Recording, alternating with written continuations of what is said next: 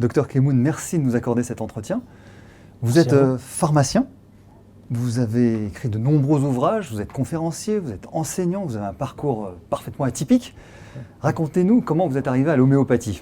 Oh, une longue histoire. J'étais étudiant, puis mon père était asthmatique. Puis mon père était malheureusement dépendait des traitements allopathiques, et notamment de cortisone et de bronchodilatateurs. Et puis il est venu me voir vers minuit, puis vers 2h du matin, ma mère m'appelle, il meurt dans mes bras. Donc je me suis dit, vraiment il doit y avoir autre chose, d'autres thérapeutiques. J'ai terminé mes études, j'ai fait de l'internat dans une état pédiatrique, j'ai vu aussi quelques dégâts. Et puis après, j'ai fait de la toxicologie, puis ensuite j'ai fait de la phytothérapie, puis de l'homéopathie, etc. pour savoir s'il n'y a pas éventuellement des traitements moins iatrogènes, moins toxiques. Et j'ai découvert l'homéopathie. Mais encore, fallait-il non seulement l'apprendre, comprendre, puis éventuellement l'expérimenter. Ouais. C'était déjà, j'imagine, dissident déjà à cette époque, non? Pas trop? Oui, mais enfin, paradoxalement, il y avait quand même plus d'homéopathes formés, médecins homéopathes formés à ce moment-là, comme maintenant, actuellement. Donc après, vous avez décidé de l'enseigner, vous avez décidé Alors de j'ai pratiquer. décidé d'abord de comprendre, de bien l'apprendre.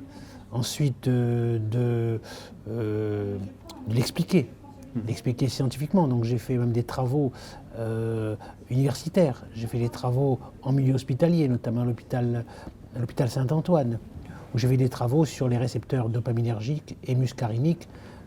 C'est quoi les récepteurs dopaminergiques et muscariniques? Ce sont des récepteurs du cerveau qui vont accueillir des neuromédiateurs dont l'absence peut provoquer, en ce qui concerne les récepteurs dopaminergiques, une maladie que vous connaissez, c'est la maladie Parkinson.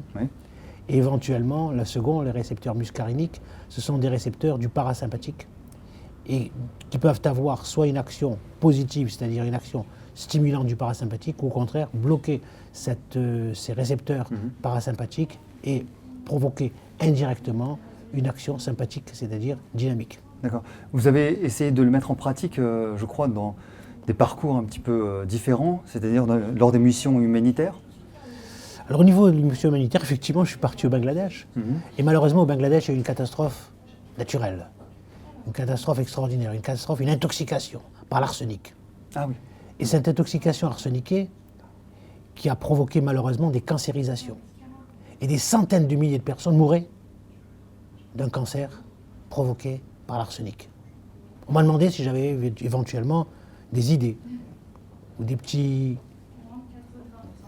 trucs pour éventuellement éliminer cet arsenic. Puis me rappelant, lors de mes études, d'une technique qui a été étudiée pharmacologiquement par une dame qui s'appelait Madame Lise Wurmser, qui était une pharmacologue distinguée, et qui avait démontré qu'en donnant des dilutions homéopathiques d'arsenic, en homéopathie c'est le nom latin, arsenicum album, on produisait une élimination d'arsenic. Une élimination, carrément. Oui. Mais par contre, on l'avait faite chez les rats.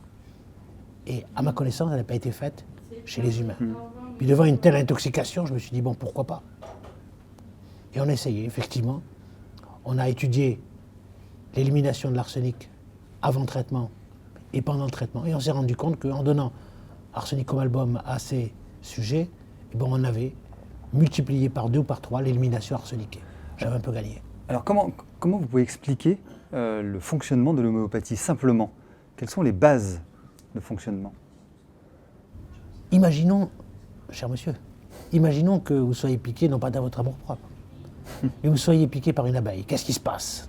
Une douleur, une inflammation, une rougeur, accompagnée d'un œdème, et calmée par des compresses froides. Et si par malheur, un de vos amis a des signes semblables, c'est-à-dire un rhumatisme, il n'a pas été piqué par une abeille, mais le rhumatisme articulaire donne les mêmes signes. Donne les mêmes signes. Avec une inflammation, un œdème, et cet œdème est calmé, cette inflammation, cette douleur est calmée par les compresses froides. Comme si la personne avait été intoxiquée ou piquée par une abeille.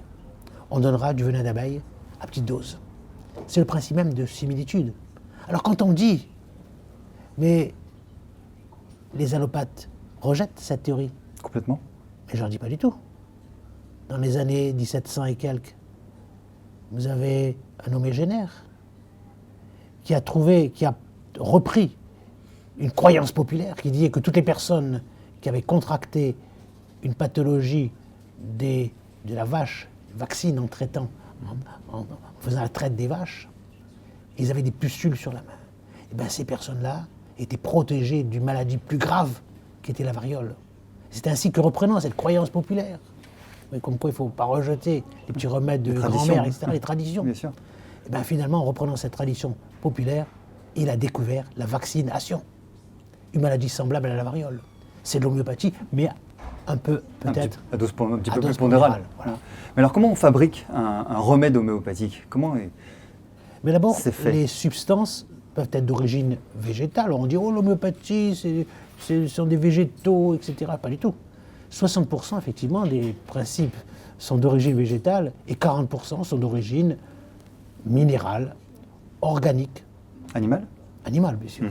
Organique dans l'ensemble, c'est-à-dire aussi bien animal, c'est-à-dire ça peut aussi bien correspondre à un microbe qu'à un extrait, pourquoi pas un extrait pondéral au départ d'organes, morceaux de foie, morceaux de cœur, etc.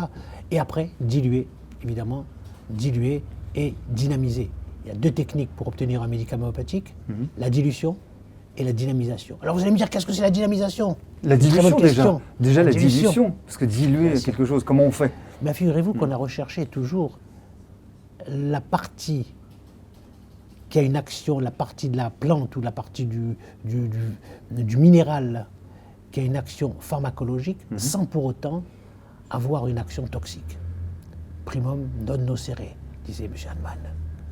C'est facile à comprendre. D'abord ne pas nuire. Voilà.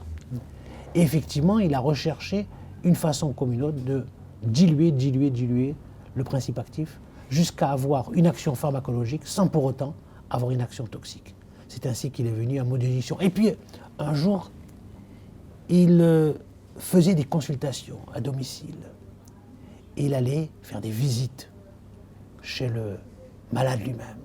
Et il s'est rendu compte que lorsqu'il apportait un médicament dilué à son malade, au domicile de son malade, mais il était plus actif. Il s'est demandé pourquoi. Mais simplement, il allait à cheval. Il dynamisait. La dynamisation, c'est donc l'agitation. L'agitation vigoureuse.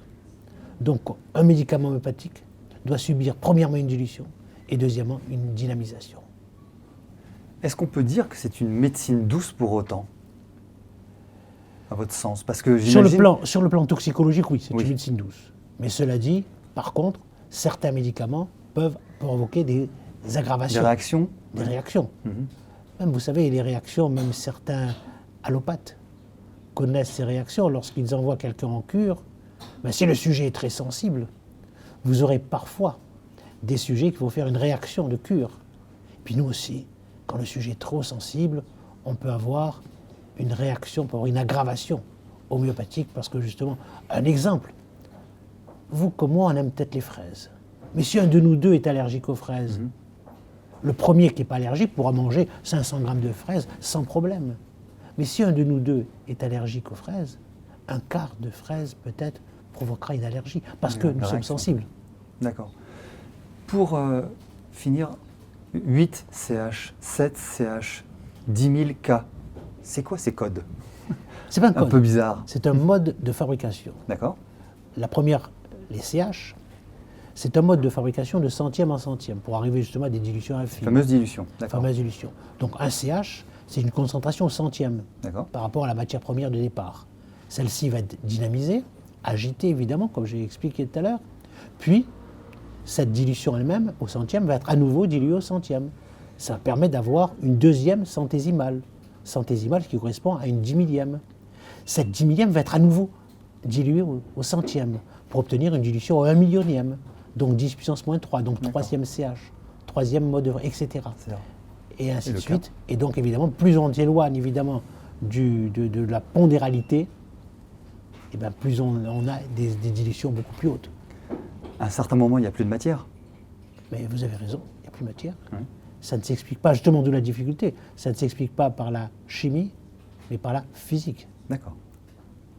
Nous avons des traces de matière, et d'ailleurs, puisque je travaille depuis quelque temps aussi, depuis 3 ans maintenant avec le professeur Montagnier, il a, comme d'ailleurs avec mon ami Jacques Benveniste, eh ben, ils ont démontré tous les deux que dans une substance qui ne contient plus de matière, par exemple, vous allez filtrer un bacille avec un filtre.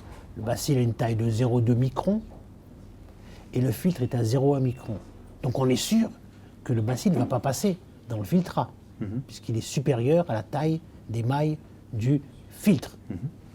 Et cependant, dans le solvant, qui ne contient plus de bacille, on retrouve la longueur d'onde du bacille, la longueur d'onde de l'ADN du bacille. Et demain, il en est de même pour les virus avec des filtres encore plus fins. Docteur Keomoun, merci pour ces éclaircissements, merci de nous avoir accordé cet entretien. Merci à vous.